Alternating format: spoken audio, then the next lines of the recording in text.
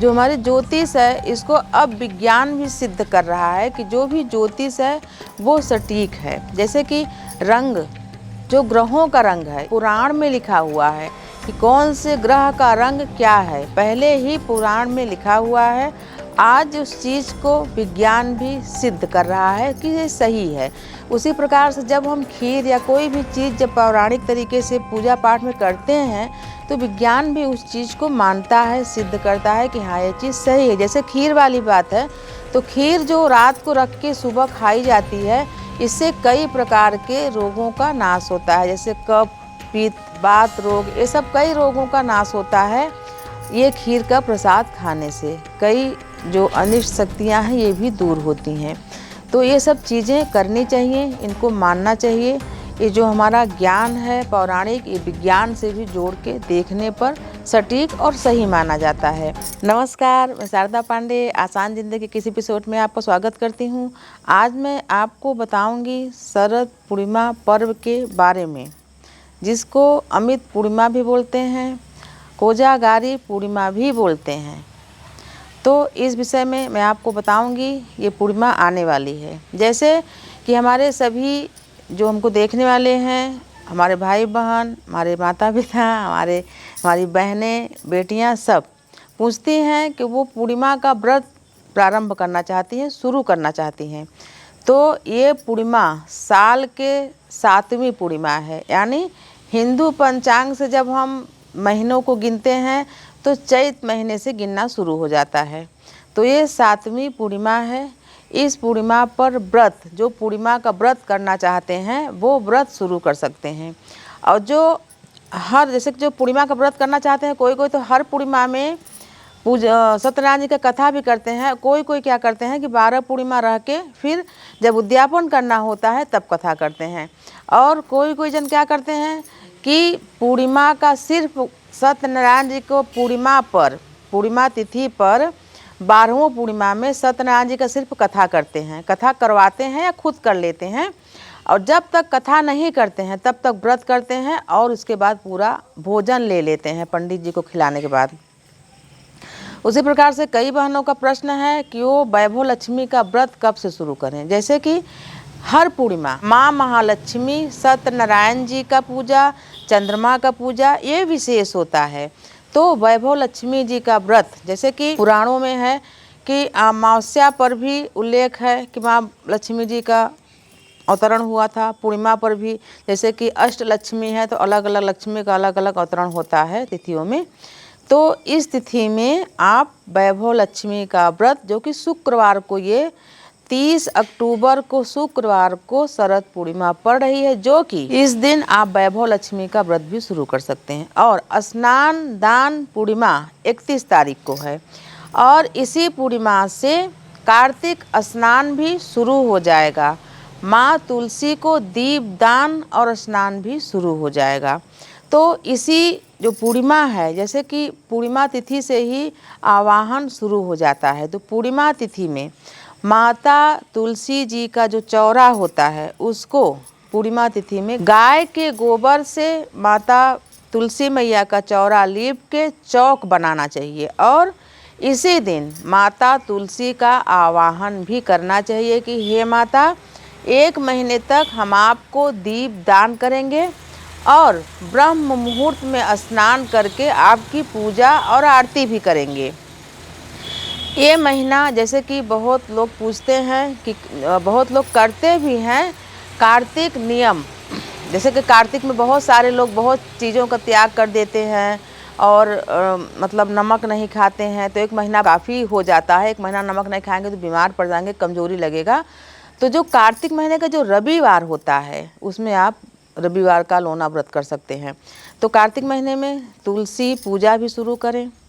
माँ लक्ष्मी को, इससे कि मैं आपको बताती हूँ सब पूजा, जैसे तुलसी पूजा शुरू होता है उसी प्रकार से आंवले में, इस दिन आंवले में भगवान श्री हरि विष्णु सहित माँ लक्ष्मी को आवाहन करें और उनसे कहें गाय का घृत का दीपक, 2 बत्ती वाला दीपक जला के उस दीपक को साक्षी मान के कहें कि माता लक्ष्मी आप भगवान श्री हरि विष्णु सहित हमारे घर में आके प्रकट हों और हमेशा हमारे घर में निवास करें, वास करें, हमारी दरिद्रता सदैव के लिए दूर करें।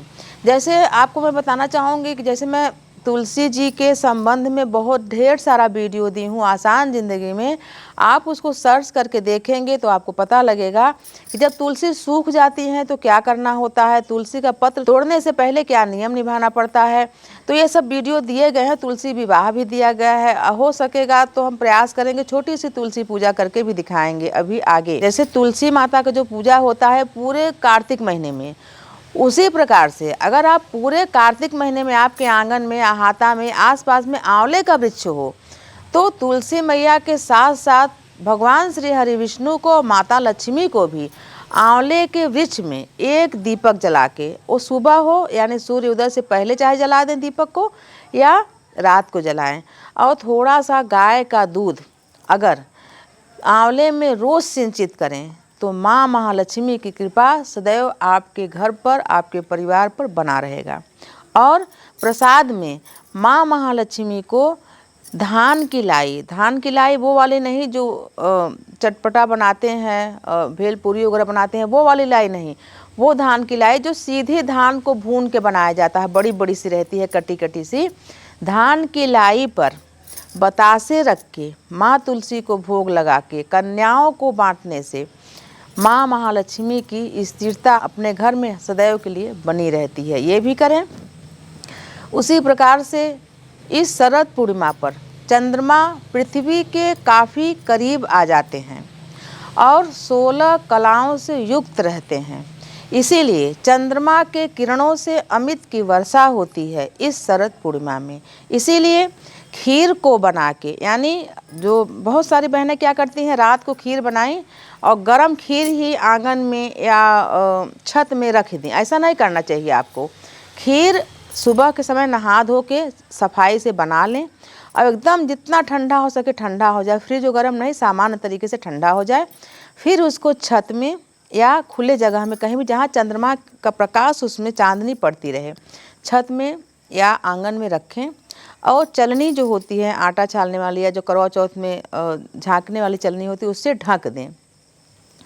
तो जो आपकी जो खीर होती है ये औषधि पूर्ण हो जाती है। इस खीर को सुबह यानी रात तक रखा रहेगा, उसको देखें कि कोई जानवर नहीं जूठा कर सके, उसे चलने से ढका रहेगा।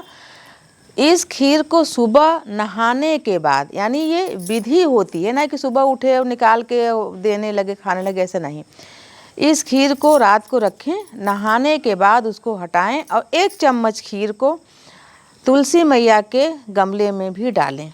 उसके बाद खीर को प्रसाद के रूप में ग्रहण करें और बांटें भी। पौराणिक मान्यता है कि महालक्ष्मी भगवान श्री हरि विष्णु के साथ गरुड़ की सवारी करके पृथ्वी पर भ्रमण करती हैं और अपने भक्तों को वरदान देने के लिए सूक्ष्म रूप से उनके घरों में प्रवेश भी करती हैं। इस दिन माता लक्ष्मी जी का, भगवान श्री हरि विष्णु जी का पूजन विधिवत करना चाहिए। इस दिन जागरण भी करना चाहिए। माता लक्ष्मी जी को, भगवान श्री हरि विष्णु जी को इत्र भी चढ़ाना चाहिए, फूलों के साथ, सुगंधित फूलों के साथ इत्र भी चढ़ाना चाहिए। और इस दिन जो सोता है यानी 12 बजे तक कम से कम नहीं सोना चाहिए। इस दिन जो सोता है 12 बजे से पहले, उससे माँ लक्ष्मी नाराज़ हो जाती हैं और उसके घर से डेहरी डाकने से पहले ही बाहर से ही चली जाती हैं। तो कम से कम 12 बजे रात्रि तक जागरण भी करना चाहिए, इसीलिए उसको कोजागरी पूर्णिमा भी कहा जाता है। श्री सूक्त का पाठ, कनकधारा स्तोत्र, विष्णु सहस्रनाम, ये सब जो पाठ हैं, पुराण हैं, वहाँ पर जहाँ पूजा करते हैं कलश रख के वहाँ पर बैठ के पढ़ना चाहिए। तो ये देखिए श्री सूक्त का पाठ ये हमारे पास भी है। ये तो इसमें माता लक्ष्मी के बहुत सारे कथाएं हैं, इसको भी पढ़ना चाहिए। माता लक्ष्मी के अवतारों के बारे में दिया गया है तो वो भी पढ़ना चाहिए और माता लक्ष्मी का विधिवत पूजा करना चाहिए। जो भी पूजा पाठ आप करते हो उसको स्वच्छता से, सफाई से और मन से करने से माता लक्ष्मी प्रसन्न होती हैं। जब भी माँ लक्ष्मी का पूजा करें तो भगवान श्री हरि विष्णु को जरूर स्मरण करें, क्योंकि जब भगवान श्री हरि विष्णु के साथ माता लक्ष्मी जी आपके घर में आती हैं तो उनको बहुत देर तक, बहुत मतलब पुश्त दर पुश्त तक आपके घर में रह सकती हैं। उनको कोई जल्दी नहीं होता है भगवान श्री हरि विष्णु के पास लौटने का। इसलिए जब भी आवाहन करें तो श्री हरि के साथ माता लक्ष्मी कमल के पुष्पों पर बैठ के आपके घर में निवास करें, ऐसी कामना करनी चाहिए। तो मैं आपको बताई हूँ, जो सत्यनारायण जी का पूजा करते हैं, सिर्फ जो सत्यनारायण जी का पूजा करते हैं वो कथा के बाद भोजन कर सकते हैं, लेकिन जो पूर्णिमा व्रत करते हैं वो नमक नहीं खा सकते हैं। उसी प्रकार से हर पूर्णिमा में कथा करने वाले, पूजा करने वाले शरद पूर्णिमा में भी पूजा करेंगे, पूर्णिमा का व्रत शुरू कर सकते हैं। इसी तरह के वीडियो आगे भी हम आपको देते रहेंगे। आप हमारे साथ बने रहें, देखते रहें आसान ज़िंदगी। तब तक के लिए नमस्कार।